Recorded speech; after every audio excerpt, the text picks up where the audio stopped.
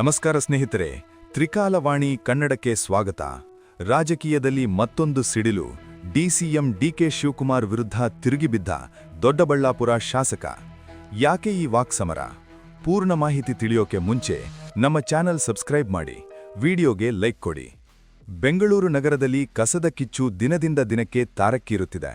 ಬೆಳಹಳ್ಳಿ ಹಾಗೂ ಮಿಟ್ಟಗನಹಳ್ಳಿಯ ಗ್ರಾಮಸ್ಥರು ಡಂಪಿಂಗ್ ಯಾರ್ಡ್ಗೆ ಕಸ ಹಾಕಲು ಅವಕಾಶ ಕೊಡಲ್ಲ ಅಂತ ಲಾರಿಗಳನ್ನು ಅಡ್ಡಗಟ್ಟಿ ಪ್ರತಿಭಟನೆ ನಡೆಸಿದರು. ಯಾವುದೇ ಕಾರಣಕ್ಕೂ ಕಸ ಹಾಕಲು ಬಿಡಲ್ಲ ಅಂತ ಪಟ್ಟು ಹಿಡಿದರು. ಈ ನಡುವೆ ಡಿಸಿಎಂ ಡಿಕೆ ಶಿವಕುಮಾರ್ ಬಿಜೆಪಿ ಕುಮ್ಮಕ್ಕಿನಿಂದ ಪ್ರತಿಭಟನೆ ನಡೆಯುತ್ತಿದೆ ಎಂದು ಆರೋಪ ಮಾಡಿ ಗುಡುಗಿದರು. ಅಧಿಕಾರಿಗಳ ಭರವಸೆಯ ನಂತರ ಸ್ಥಳೀಯರು ತಾತ್ಕಾಲಿಕವಾಗಿ ಪ್ರತಿಭಟನೆ ಹಿಂಪಡೆದರು. ಆದರೆ ಸಮಸ್ಯೆ ಕಮ್ಮಿಯಾದರೂ ರಾಜಕೀಯ ಮಾತ್ರ ಮತ್ತಷ್ಟು ಕಾವೇರಿತು. ದೊಡ್ಡಬಳ್ಳಾಪುರ ಶಾಸಕ ಧೀರಾಜ್ ಮುನಿರಾಜ್ ಸರ್ಕಾರದ ವಿರುದ್ಧ ಆಕ್ರೋಶ ಹೊರಹಾಕಿದರು. ಸರ್ಕಾರ 70 ಲಾರಿಗಳಿಗೆ ಮಾತ್ರ ಅವಕಾಶ ಕೊಟ್ಟಿದೆ. ಆದರೆ 400ಕ್ಕೂ ಹೆಚ್ಚು ಲಾರಿಗಳು ಕಸ ಸುರಿಸುತ್ತಿವೆ. ಬೆಂಗಳೂರು ಕಸವನ್ನ ನಾವು ಏಕೆ ಹೊತ್ತುಕೊಳ್ಳಬೇಕು ಎಂದು ಪ್ರಶ್ನೆ ಎಸೆದರು.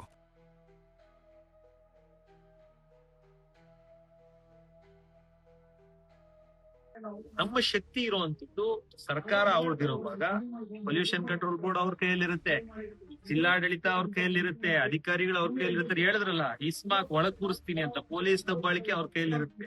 ಎಲ್ಲವನ್ನ ಉಪಯೋಗಿಸ್ತೀನಿ. ನಾನು ಕಾನೂನನ್ನ ಒಪ್ಪುವಂತ ಲಾ ಅಬೈಡಿಂಗ್ ಸಿಟಿಸನ್. ನಾನ್ ಬೇರೆಯವ್ರಿಗೆ ನಾನು ಹೇಳ್ಬೇಕು ಅಂದ್ರೆ ನಾನೊಬ್ಬ ಕಾನೂನು ರಚನೆ ಮಾಡೋನು, ಕಾನೂನನ್ನ ಒಪ್ಬೇಕು. ನಾನು 70 ಗಾಡಿನ ತಡೀಲಿಲ್ಲ. ನಮ್ಗೇನು ಈಸ್ಟ್ ವೆಸ್ಟ್ ಮಾದೇವಪುರದಿಂದ 21 ವಾರ್ಡ್ನಿಂದ ಯಾವ್ದು ಬರ್ತಾ ಇದಾವೆ ಆ ಗಾಡಿಗಳು ನಾನು ನೆನ್ನೆ ತಕರಾರು ಮಾಡಿದ್ದೆ. 400 ಗಾಡಿ ಮಾದೇವಪುರಕ್ಕೆ ಹೋಗ್ಬೇಕಾಗಿರುವಂತದ್ದು, ಬ್ಯಾಟ್ರಾಯನ್ಪುರಕ್ಕೆ ಹೋಗ್ಬೇಕಾಗಿರುವಂತದ್ದು, ಅದನ್ನ ನಾವ್ಯಾಕೆ ಹಾಕ್ಸ್ಕೊಬೇಕು ಸರ್? ನಾವೇನ್ ಕರ್ಮ ಮಾಡಿದೀವಿ? ನಮ್ ಜನ ಏನ್ ಬಿಟ್ಟಿ ಬಿದ್ದಿದಾರ? ತಾಲೂಕ್ ಏನ್ ಬಿಟ್ಟಿ ಬಿದ್ದಿದ್ಯಾ? ಯಾಕೆ ಹಾಕ್ಬೇಕು?